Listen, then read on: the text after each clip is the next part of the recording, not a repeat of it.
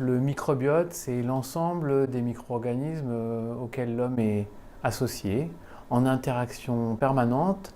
À partir du moment de la naissance, en fait, il se développe pendant les 3 premières années de vie à peu près en termes de richesse et de diversité.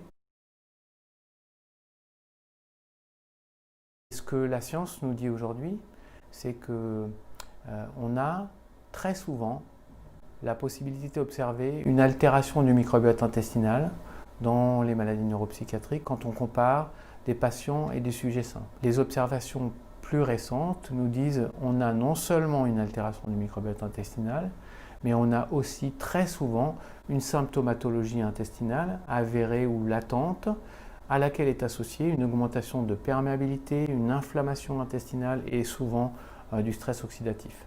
Ce que l'on documente également et qui est très important, c'est que potentiellement ces altérations-là s'entretiennent ou peuvent s'entretenir et donc peuvent être des éléments qui vont être moteurs d'une chronicisation, une installation au long cours d'une situation altérée dans la relation entre l'individu et son microbiote. Dans les pathologies neuropsychiatriques, autisme, schizophrénie, troubles bipolaires, également dépression, on a plus d'informations dans l'autisme. On a notamment un travail qui a montré, donc, dans ce contexte-là de l'autisme, que le transfert de microbiote de l'individu sain vers le patient ouvre la possibilité d'éliminer les symptômes intestinaux quand ils sont présents et de corriger la pathologie elle-même. Aujourd'hui, la recherche est débutante et un petit peu dans ses premiers temps. Dans la schizophrénie, il a été montré que certains antipsychotiques conduisent à des bons répondeurs, des non-répondeurs au traitement. Et on a même un travail récent qui a montré que le microbiote intestinal, sa composition, est associée à une bonne réponse au traitement ou non.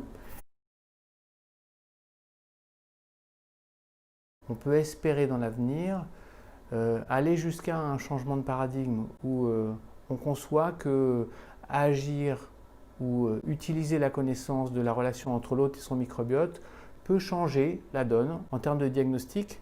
Ce que ça veut dire en fait, c'est que la prise en compte du microbiote intestinal tout seul est assez limitée, la prise en compte de l'inflammation toute seule est assez limitée, mais par contre, une prise en compte concertée des différents paramètres, microbiote, perméabilité intestinale, inflammation, potentiellement stress oxydant, serait un outil nouveau en termes de prévention ou de traitement.